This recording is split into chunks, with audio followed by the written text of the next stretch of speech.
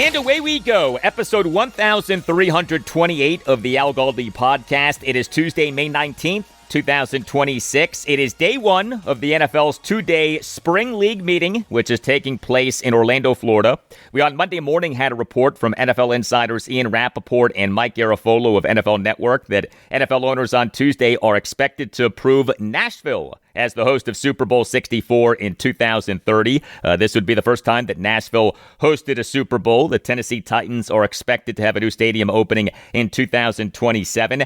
The Washington Commanders are expected to have a new stadium opening in 2030. Washington hosting a Super Bowl via that stadium does seem likely. I would think that at some point in the 2030s, the early 2030s, the mid 2030s, we'll get a Super Bowl in Washington, D.C., but we shall see. Hello and welcome to this Tuesday installment of the Al Galdi podcast. Next segment, a conversation with Brian Burke of ESPN Analytics off him having the Washington Commanders as being elite in net rest in the NFL's 2026 regular season. And beyond that, Brian has Washington as having one of the best net rest numbers for an NFL regular season since 2002. How meaningful is this? We're going to get into that and a lot more with our team schedule, including why travel and home field advantage do not matter like they previously did, and the most important factor for an NFL team schedule beyond, how good the team is.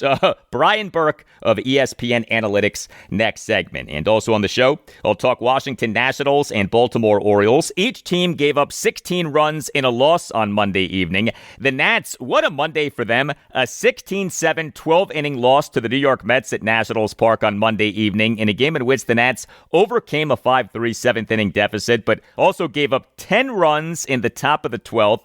We, during the game, had reports that the Nats are promoting outfielder Dylan Cruz from Triple-A Rochester back to the majors. Also, the Nats late night on Monday night announced having optioned third baseman Brady House to Triple-A Rochester. Also, the Nats on Monday promoted one of their top prospects, shortstop / second baseman Seaver King from Double-A Harrisburg to Triple-A Rochester. We have a lot to discuss with the Nats. The O's, they lost for the 12th time in 18 games, a 16-6 loss at the Tampa Bay Rays on Monday evening as starting pitcher Trevor Rogers was bad for a fifth consecutive outing. He officially allowed 8 runs, 7 earned in 3 2/3 innings. Before we get to feedback, a few items on the Washington Commanders. We on Monday afternoon had reports of another joint training camp practice for the team this summer, August 12th at the Baltimore Ravens, joining August 26th with the Miami Dolphins at Washington's team facility in Ashburn, Virginia.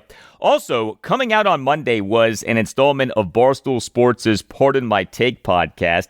The guest on the show was North Carolina football head coach and former New England Patriots head coach Bill Belichick, who told the story of the famous hit by Washington Redskins safety Sean Taylor on Buffalo Bills punter Brian Moorman in the Pro Bowl. Taylor, in playing for the NFC, walloped Moorman, who was playing for the AFC, which was coached by Belichick. This happened in the Pro Bowl for the 2006 season, happened on February 10th, 2007. This was Belichick on Pardon My Take. And then you guys got desperate and you tried running a fake punt directly into Sean Taylor's face. What was that play call about? Well, Moorman, who was really fast, right? Yeah. Moorman ran like about 4.5. And so he fake punted us at Buffalo, right? And it was like 4th and 8 or whatever, and he ran and he got like 10 yards. And so that pissed me off, and pissed off Sealy too, the special teams coach. And so we're like, well, this guy's really fast, the Pro Bowl. Nobody's really expecting us to fake the punt. So, let's go ahead and put it in. You good with it, Moorman? Yeah, sure, he's good with it. We call it, and I've never seen anybody get hit as hard as Sean Taylor hit him. I was just telling Jackie yesterday, his daughter, who goes to school here, we were talking about that play, and that was a total yard sale. His helmet, his ear pads, his chin strap, his mouthpiece, he's over there by the team doctors. Yeah. He's like 10 yards out of bounds, underneath the team doctors and a dentist and over everybody. And I've never seen anybody get hit so hard. That is one of the hardest hits I have ever seen. Yeah. That was oh my God. Great stuff from Bill Belichick. I loved how he phrased that, a yard sale. That's a great phrase, a yard sale. I tell you, that Sean Taylor hit on Brian Moorman has become one of the most famous hits in NFL history. Yes, the hit happened in a meaningless Pro Bowl game, and yet still, that hit has become one of the most famous hits in NFL history. You can hit me up on X at Al Galdi. You can email me, the Al Galdi podcast at yahoo.com. And if you on Apple Podcasts, give the podcast a 5-star rating. I on the podcast will read whatever you write in writing a review of the podcast. And what you write could be a sports take. You don't just have to write about the podcast. From Charlie, Alaska on Apple Podcasts, writes Charlie. Love Galdi's show, always packed with great information and interesting guests. I do wish he would stop talking about the Orioles. They are a Baltimore team and have their own thing going on. I work in Baltimore and listen to its various sports radio personalities and shows while I work, and they never mention the Nats. It should be the same here. We don't need or want to hear about the O's on a daily basis down here. Thanks for everything you do, Al, and keep up the good work. Thank you very much for that, Charlie. I hear you on the Orioles. I do. First of all, I, for each episode of the podcast, do provide a segment-by-segment breakdown, a schedule, if you will, of what is discussed. And I pretty much always do the Orioles in the last discussion segment of the show. So if you don't care about the O's, if you don't want to hear about the O's, no problem. The segment is easy to skip. I almost never talk about the O's before I talk about the Nats. It has been very rare for me to talk about the O's before I talk about the Nats. The Nats are the team of Washington, D.C., not the O's. And so I give the Nats that preferred treatment. But, and this is important, and Charlie, I hope you'll hear me out on this, D.C. had no MLB team for the 1972 through 2004 seasons, 33 seasons.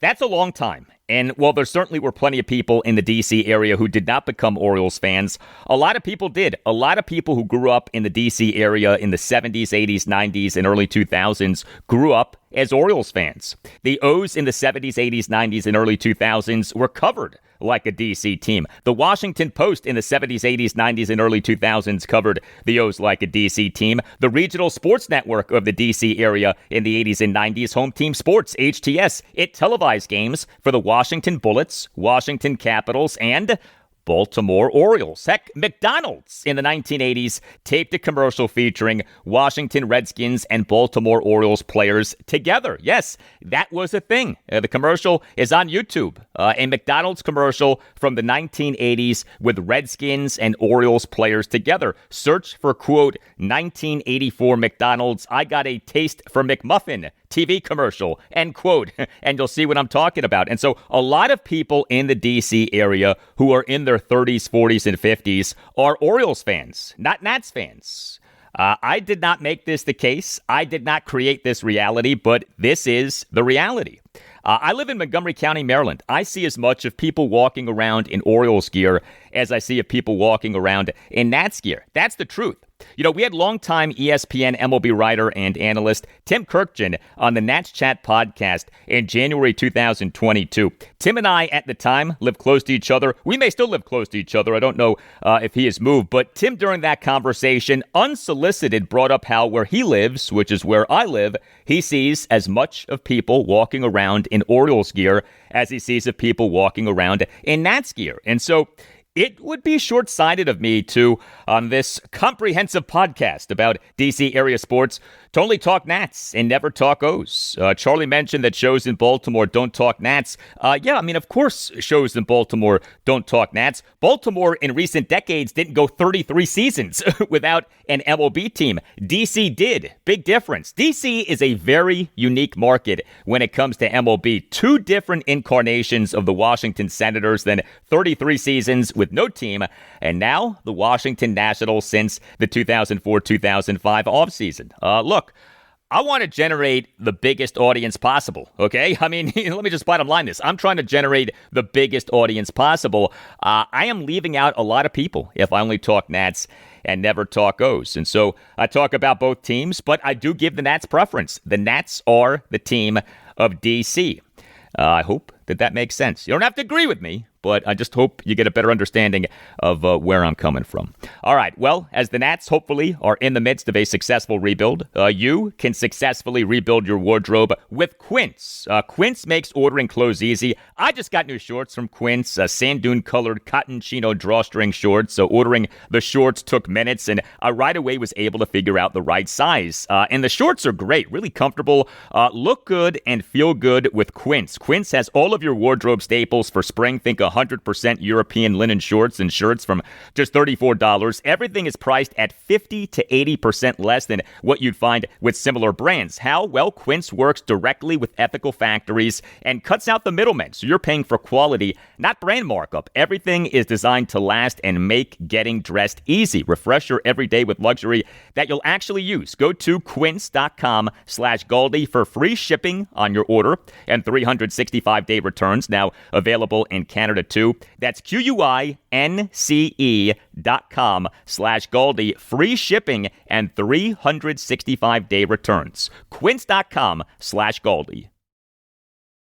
Look, choosing life insurance is tricky. Heck, life insurance as a topic can be uncomfortable, but Ethos makes getting life insurance fast and easy 100% online. You can get a quote in seconds, apply in minutes, and get same-day coverage. There's no medical exam. You just answer a few simple health questions. You can get up to $3 million in coverage. Some policies are as low as $30 a month. You'll get your lowest rate from Ethos' network of trusted carriers. And know this, Ethos has a rating of 4.8 out of 5 stars on Trustpilot with over 4,000 reviews. Take 10 minutes today to get covered with life insurance through Ethos. Get your free quote at ethos.com/AlGaldi. That's ethos.com/AlGaldi. Ethos.com/AlGaldi. Application times may vary. Rates may vary. Big thanks to our sponsor, BetterHelp, for partnering with us for this important conversation about mental health. This is Steve Smith here, former NFL wide receiver and host of the 89 show on YouTube. So having a counselor and working with BetterHelp, that gives you an opportunity to really start to unpack. But people don't understand, when you unpack things, you also open up a box that you're not always sure what's inside.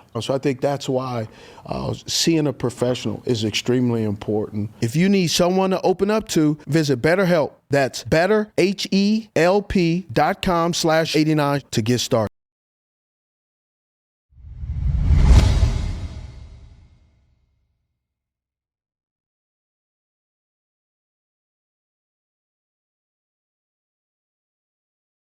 Hey, if you would like to grow your business or practice, consider advertising on this podcast, which as of last Tuesday was the number 56 podcast in the country on Apple Podcasts in the U.S. football category. Podcast advertising works and is very affordable. Put the power of the pod to work for you. Get your message out there to thousands of successful people in the Washington, D.C. area. We'd love to have you on board. Email us to see what we can do for you. The email address is the algaldipodcast@yahoo.com.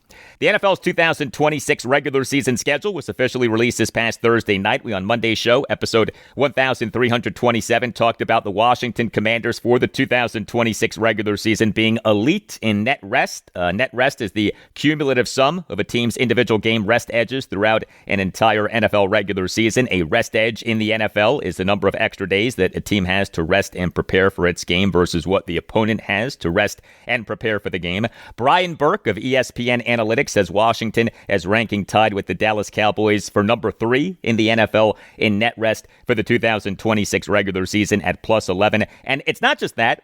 Washington at plus 11 per Brian is tied for the 21st best net rest for an NFL team in a regular season since 2002.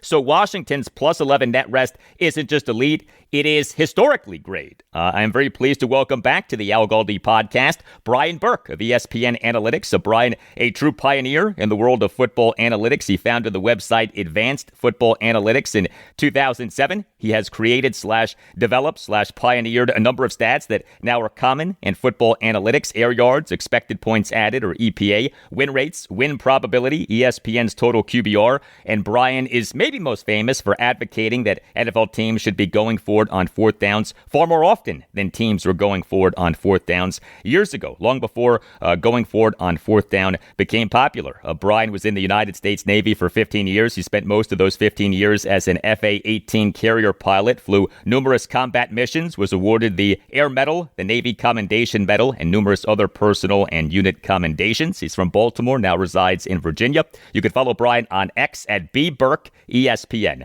Hey, Brian, how are you? Yeah, good to be back. I'm doing well. What are we to make of this great net rest for Washington? Yeah, so net rest is one of the few things that when the schedule comes out and the schedule hits in April and May, like that's the one thing that you should pay attention to. That's the one thing that makes a measurable difference. Things like back-to-back road trips, we track all those things. It's kind of a measure of inconvenience for the teams themselves as much as anything. But as far as actual chance to win games, rest differential is the one thing you can really hang your hat on.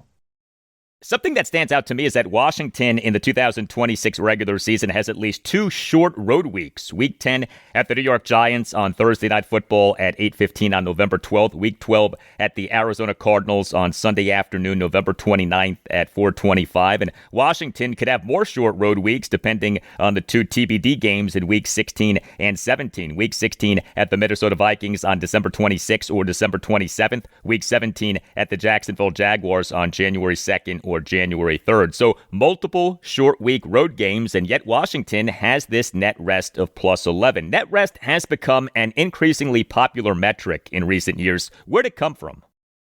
No, I mean, I think it's a logical, part of our team strength model or game prediction model to take that into account.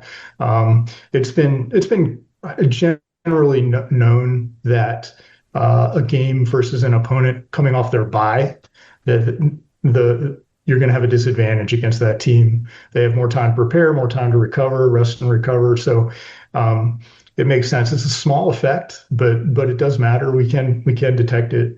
If you look at a team, so the Chargers this year have negative 24 days of rest differential, meaning across all 17 of their games, when they come up against another opponent, that opponent, if you add up all the rest difference, it comes to 24. That's a really big disadvantage, whether the numbers say it or not. If you're basically compacting your schedule into a month shorter, almost a month shorter than all of your opponents combined, which has to take a toll.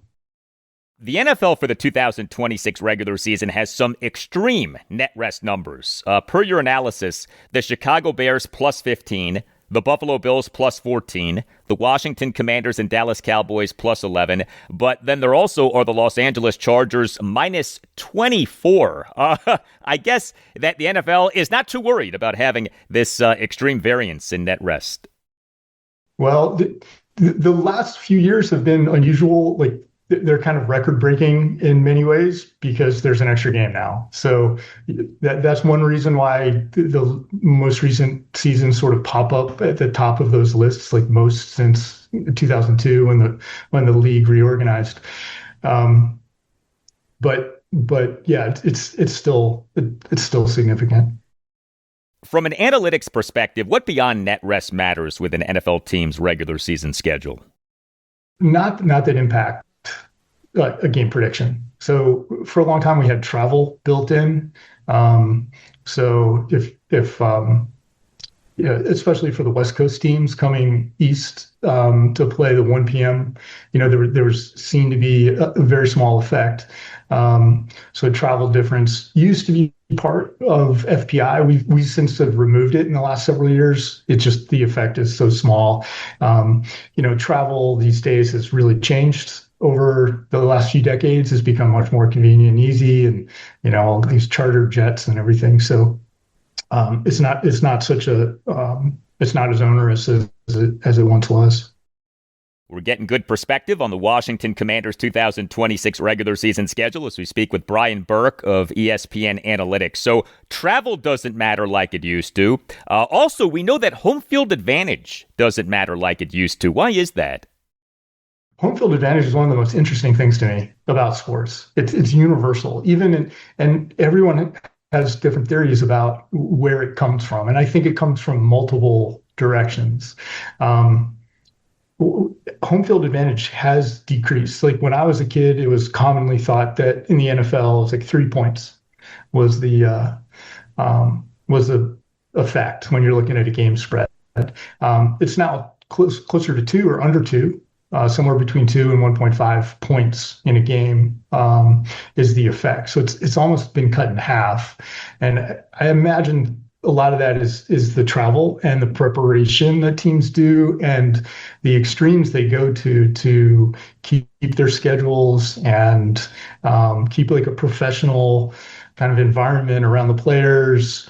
They're not hopefully going out late at night, going to the clubs and that sort of thing, which was probably a lot more common in the Michael Irvin Cowboys era.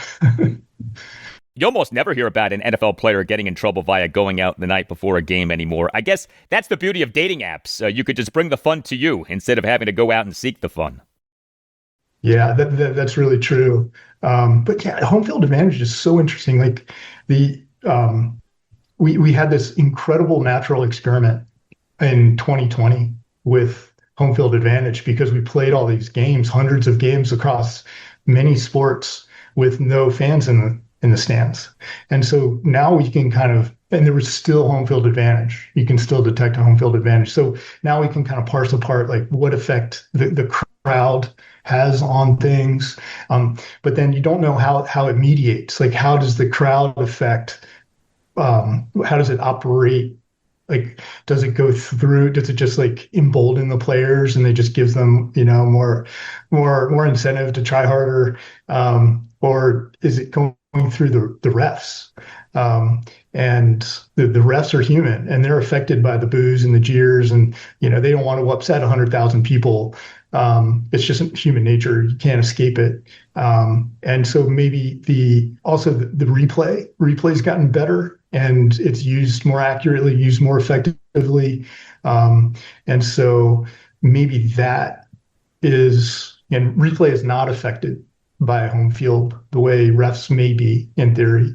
So the increased usage of instant replay might be part of what's affecting home field. What about variance in game time? Washington, of course, had a horrendous 2025 regular season, 5-12 with a point differential of -95. A lot went into that, including terrible injury luck and, oh, by the way, a bad net rest. But Washington's 2025 regular season schedule featured 8 standalone games, including 5 primetime games, and the team over these 8 standalone games went 0-8 with a point differential of -77. Can variance in game time be bad for a team, i.e. the lack of consistency, the disruption of circadian rhythms? Any data on any of that?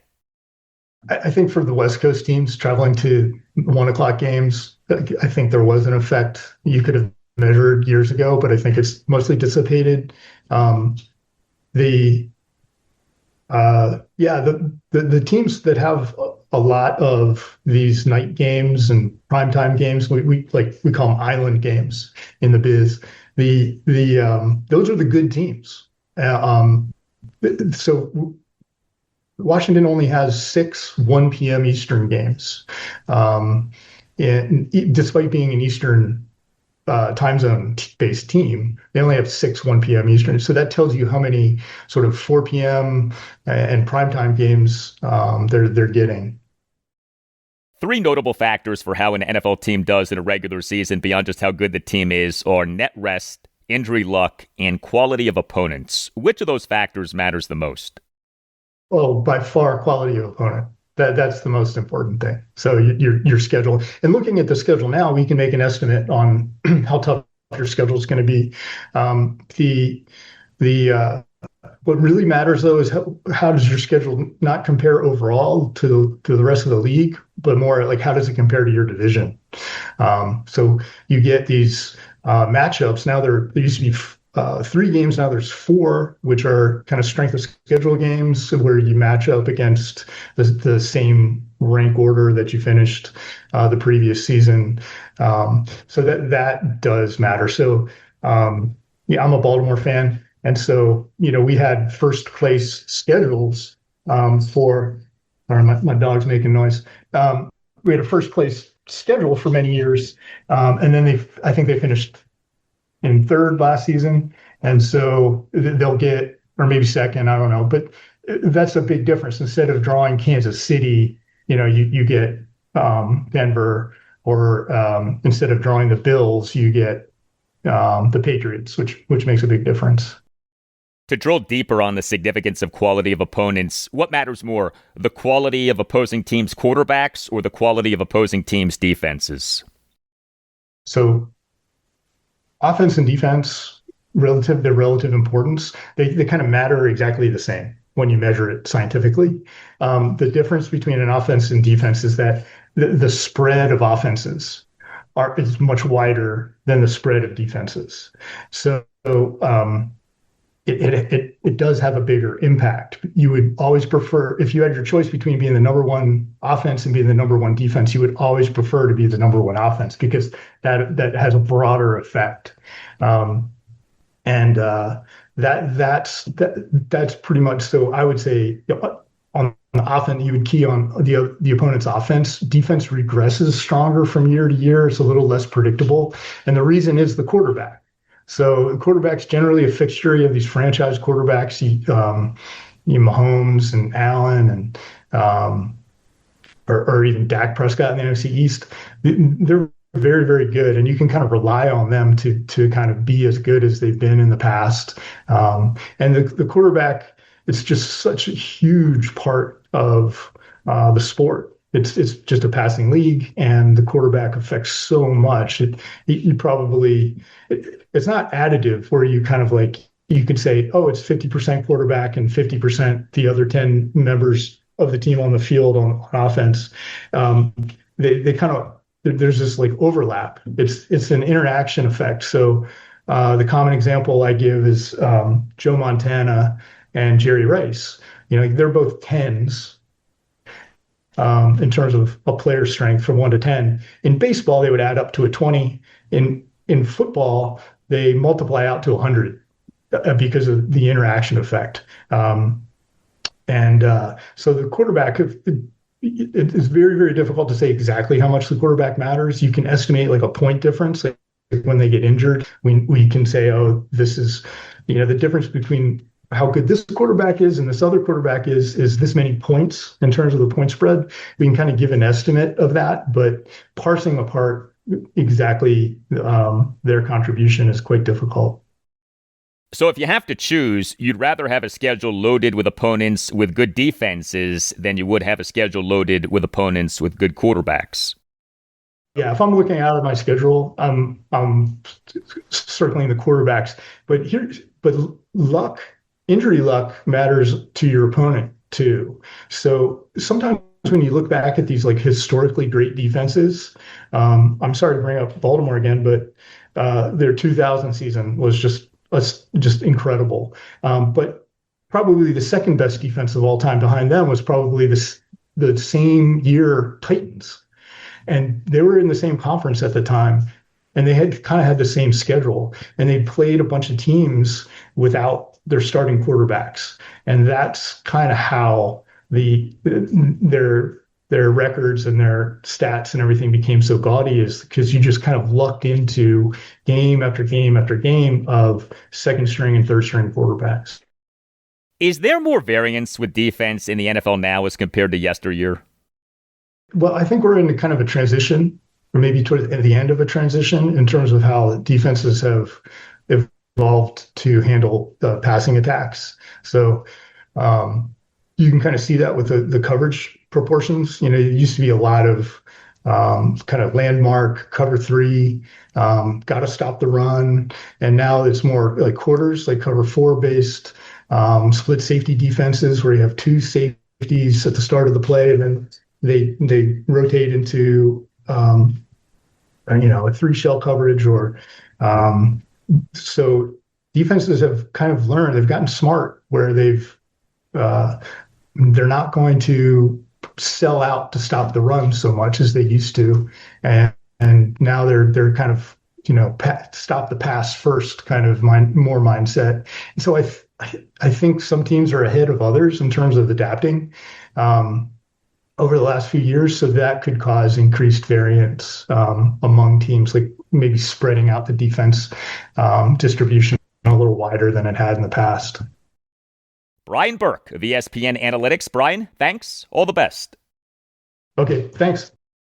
All right. Well, someone else who does net rest analysis for NFL teams is another pioneer in NFL analytics, Warren Sharp of Sharp Football Analysis. He, for the 2026 regular season, has Washington as ranking tied with the Seattle Seahawks for number 4 in the NFL in net rest at +9. There are differences in the net rest rankings and numbers from guys like Brian Burke and Warren Sharp because of TBD games. So Washington for week 16 and 17 has those 2 games, each of which could take place on a Saturday or a Sunday, and people handled that uncertainty differently. But Warren on Saturday came out with a YouTube video in which he discussed net rest. Here was some of that discussion. This is the most historically bad schedule the NFL has ever released as it relates to rest. You might ask, why is that? 2 words for you: corporate greed. The NFL's priority is clearly to put games that will get the most viewership in prime time windows to sell them for the most money possible. There is minimal desire right now to make a fair and balanced schedule for all 32 teams as it relates to the only thing that the NFL can actually control with the schedule, which is rest. So that has resulted in the following: 110 games this year played out of 272 where one team has a rest advantage over their opponent. That is 40% of the schedule. That ranks as the most games in any NFL season in history. In addition, there are 69 games played where one team has at least 3 days of rest advantage. That is the most games for any NFL season in history. That is something, man. Tremendous analysis from Warren Sharp. The NFL quite clearly does not care about extreme variance in net rest, but thankfully, Washington for the 2026 regular season is on the good side of net rest. Catering by Uptown. Whatever big event that you're planning, a wedding, a party, whatever, consider using a terrific sponsor of this podcast, Catering by Uptown. Visit cateringbyuptown.com and make sure that you mention that Al Galdi sent you. Catering by Uptown is outstanding. It is a family business. It is run by the Pereiras, who are great Washington Commanders fans. Catering by Uptown is committed to meeting your every need with elegance and precision. Catering by Uptown takes care of every detail so that you can enjoy your event. And Catering by Uptown's specialty is weddings. Get excellent service at an affordable price. In fact, if you visit cateringbyuptown.com and click on venues, you could check out Catering by Uptown's premier wedding venues. Visit cateringbyuptown.com and make sure that you mention that Al Galdi sent you. That's cateringbyuptown.com and make sure that you mention that Al Galdi sent you.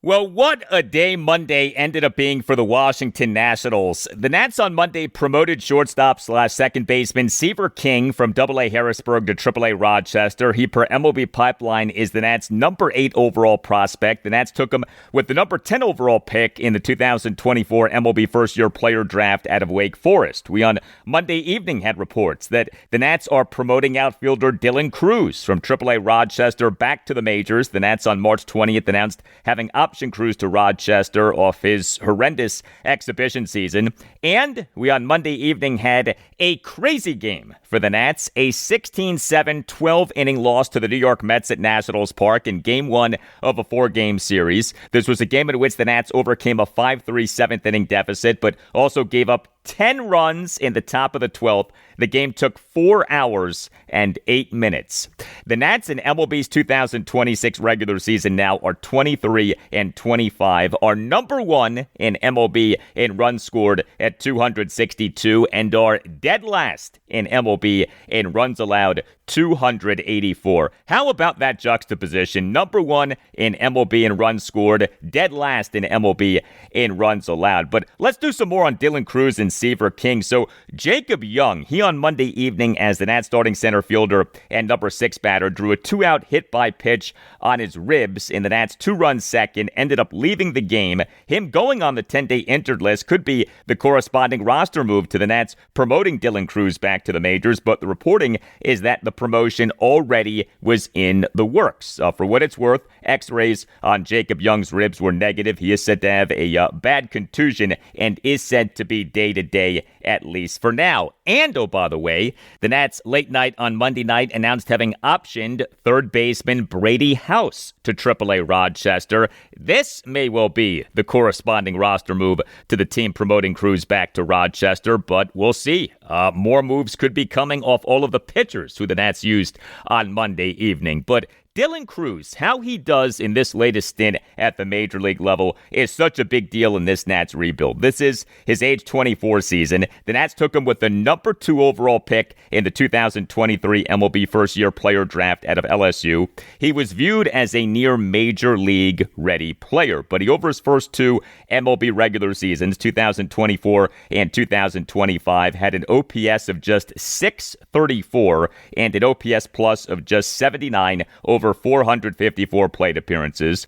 He had the 2025 regular season, did miss nearly 3 months due to a left oblique strain, and some of his StatCast data over these 2 regular seasons was good, but he overall did not produce offensively. He then had a terrible 2026 exhibition season, 34 plate appearances, OPS of just 309, hard hit percentage per StatCast of just 26.3. He, for Triple-A Rochester this season, over 177 plate appearances, has an OPS of 777. He lately has been hitting balls especially hard and has been chasing less. When it comes to Seaver King, so he did not have a good 2025 season. King, in the 2025 season, over 551 plate appearances for High A Wilmington and Double-A Harrisburg, had an OPS of just 631, but he this season has been very good. He has been playing for Double-A Harrisburg, 165 plate appearances, OPS of 989. As for the Nats offense at the major league level, the offense in this 16-7, 12-inning loss to the Mets at Nationals Park on Monday evening again was good. 7 runs, 12 hits, which were 6 doubles and 6 singles, 9 walks, 4 for 16 with runners in scoring position.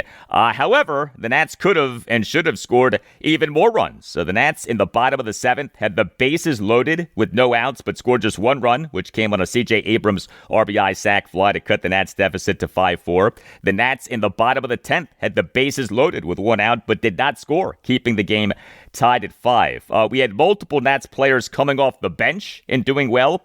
Jacob Young, as the Nats starting center fielder and number 6 batter, drew that 2-out hit by pitch on his ribs in the Nats 2-run second, was pinch run for by Joey Weimer, who played center field and went 2 for 2 with an RBI double, an RBI single, 2 walks, and a hit by pitch on a hand. He got x-rays on the hand. The x-rays were negative. He's day-to-day.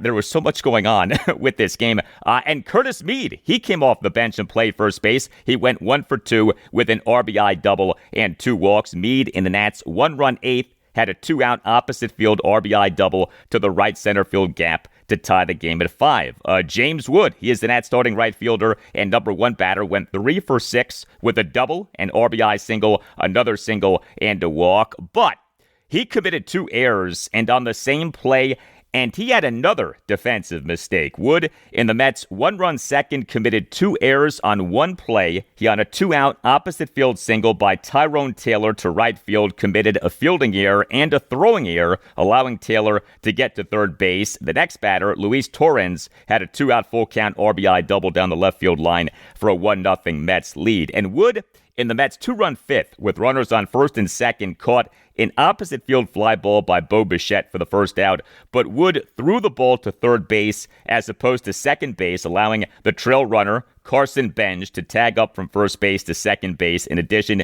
to the lead runner, Luis Torrens, tagging up from second base to third base, and the very next pitch resulted in a win-out first pitch opposite field two-run single by ex-Nat Juan Soto through the left side of the infield for a 4-3 Mets lead. Also, that inning began with a fielding error by first baseman Luis Garcia Jr. as a leadoff opposite field grounder by Luis Torrens went right by Garcia. The play initially was ruled a single, but then got changed to an error. Some really bad defense by the Nats in this game, as their defense continues to be a problem. The Nats being dead last in MLB in runs allowed is a function not just of bad pitching, but also of bad defense. Now, that said, the Nats pitching in this 16-7 12-inning loss to the Mets at Nationals Park on Monday evening, shall we say, left a lot to be desired. Jake Irvin was the Nats starting pitcher. He officially allowed 3 runs, just 1 earned, in 4 innings. He gave up 5 hits, which were a home run, a double, and 3 singles. He had 6 strikeouts versus 1 walk. He threw 74 pitches,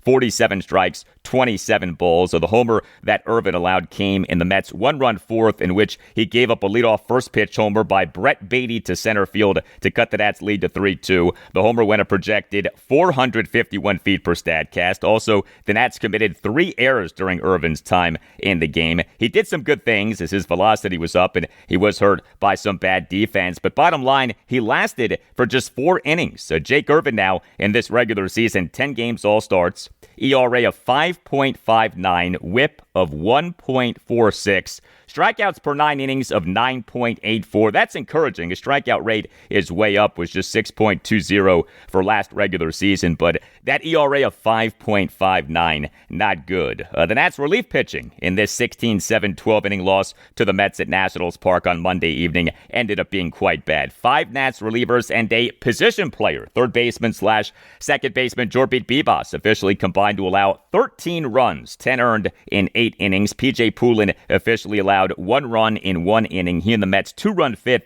faced 5 batters and got 3 outs as he, to the first batter he faced, issued a 7-pitch walk of Carson Benj and gave up a wet-out first pitch opposite field 2-run single by Juan Soto through the left side of the infield for a 4-3 Mets lead.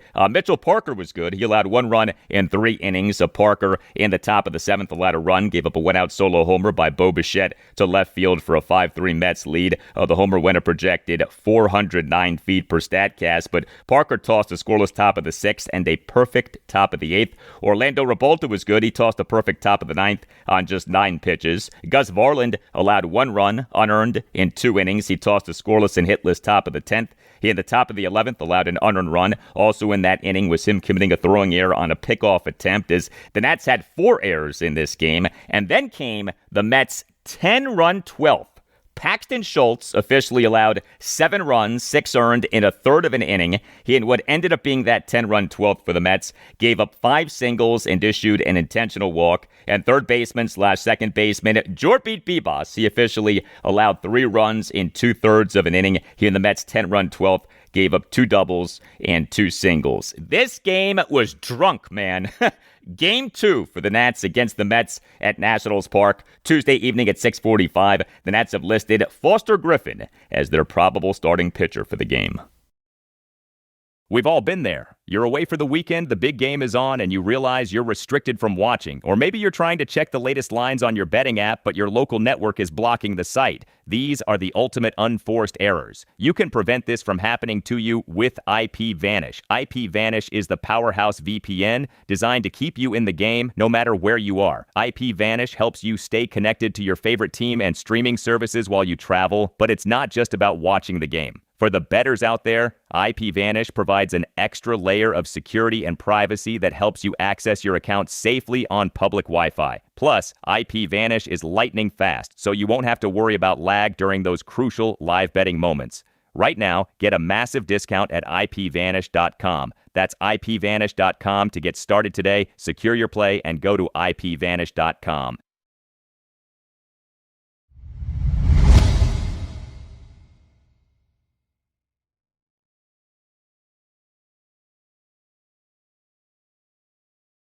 Yet another bad outing for the Baltimore Orioles' supposed ace Trevor Rogers. Yet another humiliating loss for the O's. A 16-6 loss at the Tampa Bay Rays on Monday evening in Game 1 of a 3-game series. The O's now have lost 12 of their last 18 games. If you go by Cott's baseball contracts, the O's and Rays have the following projected year-end 40-man payrolls for MLB's 2026 regular season. O's $169.5 million. Rays $87.9 million. And yet, here is how each team is doing in this regular season. The O's are 21-27 with a run differential of -54. The Rays are an American League best 31-15 with a run differential of +35. Money guarantees nothing in MLB. And yeah, Trevor Rogers was bad again. He was bad for a 5th consecutive outing. He officially allowed 8 runs, 7 earned in 3 2/3 innings. He gave up 8 hits, which were a triple, 4 doubles, and 3 singles. He issued 2 walks. He recorded 3 strikeouts. He threw a lot of pitches. He, over his 3 2/3 innings, threw a whopping 88 pitches. Did throw a lot of strikes, 60 strikes, just 28 balls. Trevor Rogers was on the 15-day injured list from April 29th, retroactive to April 26th to May 12th. This due to illness, but that stint on the 15-day IL has only served to interrupt him struggling. Rogers, over his last 5 games, all of which have been starts, 27 runs, including 25 earned runs in 19 innings. He has been really bad, this off having been so good over the final 3.5 months of last regular season and over his first 3 starts in this regular season. Remember, he was the Orioles' opening day starting pitcher. He was being referred to as the team's ace by manager Craig Albernaz. The ace lately has looked like anything but an ace, and the carriage has turned back into a pumpkin. This guy last season out of nowhere became great, and this guy this season out of nowhere has become bad again. During Craig Albernaz's post-game session with reporters on Monday night, had this exchange between Orioles insider Rich Dubroff of BaltimoreBaseball.com and Albernaz, and then you'll hear a follow-up exchange. What did you see from Trevor Rogers tonight? Yeah, it looks like everything was just kind of out over the plate. When he did get the 2 strikes, tough time putting guys away. And they had great at-bats against them, and anything that was left over the plate, they barreled it. How do you explain the Trevor Rogers that we've seen this year compared to what the expectations were coming in? Can't explain it. You know, it's one of those things where it came out of the gates really strong and hot, and hit a bad outing, and then he got sick, and then here we are. It just feels like he's searching to regain his own form from earlier in the year. But with Trevor, he needs to keep on pushing and keep on working to get back to where he was. It might seem this like a stretch, but I don't think he's far off. I think it's just cleaning up locations of his pitches and then getting to the right pitches at the right time and count leverage, the ability to miss bats and get weak contact. All right, now here was Trevor Rogers during his post-game session with reporters on Monday night, and listen as he gets emotional. I wish I had an answer for you. I don't know. I just try to keep making pitches, and it's just not going my way. Just tip my cap to the Rays. Excuse my French, but they beat my ass tonight, and I let down everyone in this room, and I'm just not doing my job right now, and this loss is on me. Do you feel like you're potentially tipping pitches? I don't know if you've studied that at all, or if I'm just grasping at straws there. Hopefully there's something there, because I know I left a couple pitches in the middle of the plate, but I felt like I was making pretty competitive pitches on the edges, and they were just barreling everything. I know a couple of balls didn't go my way, so talk to Frenchie and Clem and see if they got something for me tomorrow. The manager said that he said it may not appear that way, but he feels that you're close. Do you feel that way?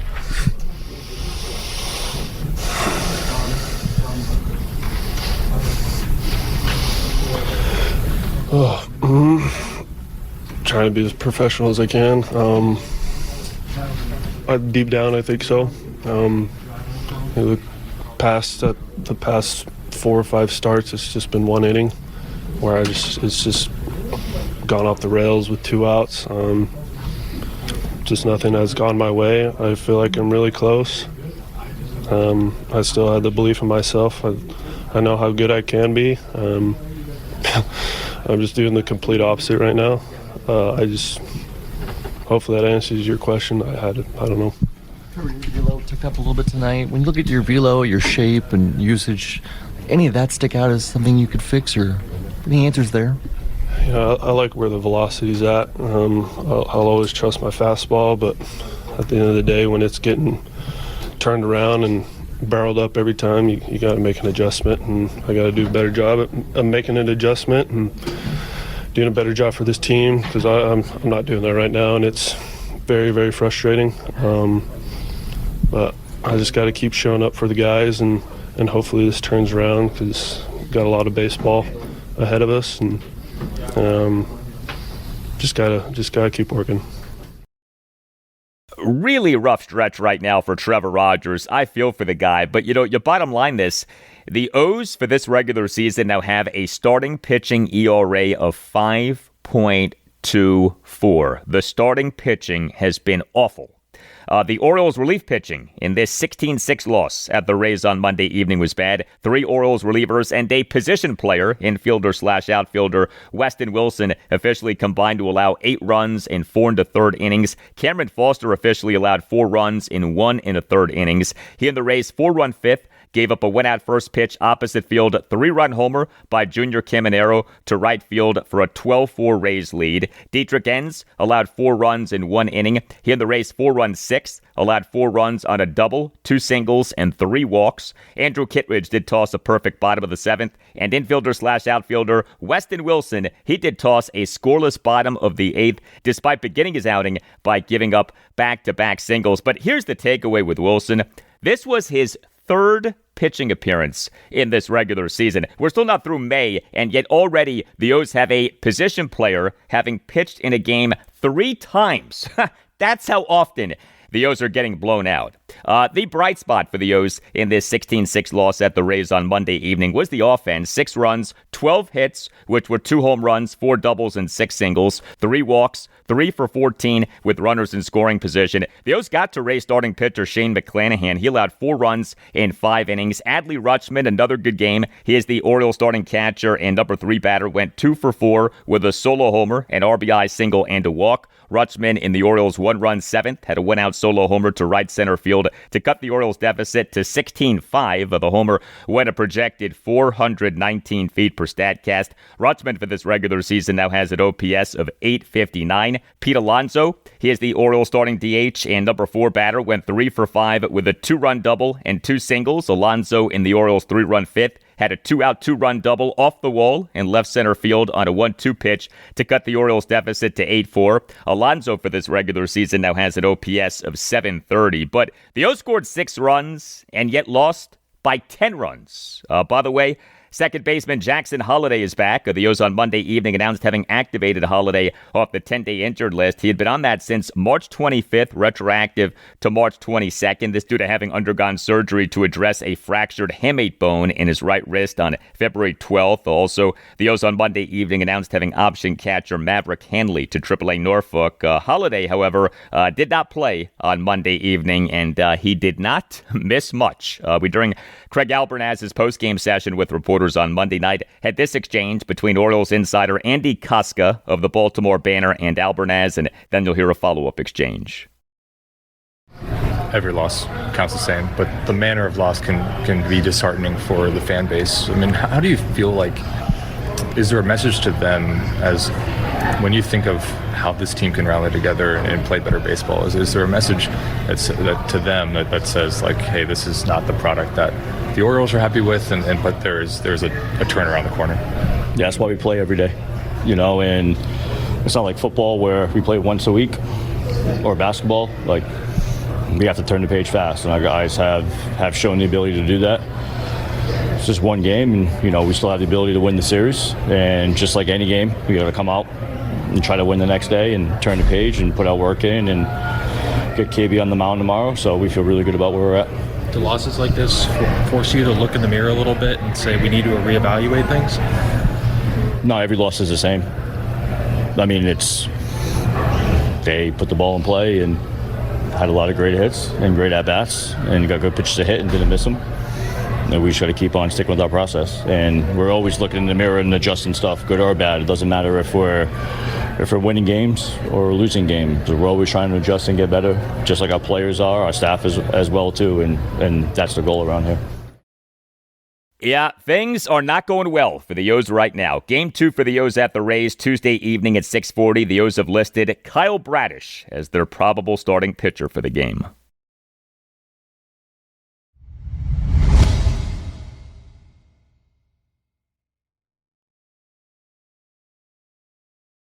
And that'll do it for you and me for now, but there's more to come. Wednesday's show, episode 1329, will include a lot for you on the Washington Commanders. Also on Wednesday's show, I'll talk Washington Nationals and Baltimore Orioles. The Nats are home to the New York Mets Tuesday evening at 6:45 for Game 2 of a 4-game series. The O's are at the Tampa Bay Rays Tuesday evening at 6:40 for Game 2 of a 3-game series. Have a great rest of your Tuesday, and I'll talk to you on Wednesday. I've never seen anybody get hit as hard as Sean Taylor hit him. I was just telling Jackie yesterday, his daughter, who goes to school here, we were talking about that play, and that was a total yard sale. His helmet, his ear pads, his chin strap, his mouthpiece, he's over there by the team doctors. Yeah. He's like 10 yards out of bounds, underneath the team doctors and a dentist and over everybody else. And I've never seen anybody get hit so hard. Shop the Sherwin-Williams Memorial Day sale and get 30% off paints and stains May 15th through the 28th. Whether you're refreshing your interior or exterior, we've got the colors to bring your vision to life. And with delivery, getting everything to your door is easier than ever. Shop online to have it delivered or visit your neighborhood Sherwin-Williams store. Click the banner to learn more. Retail sales only. Some exclusions apply. See store for details. Delivery available on qualifying orders.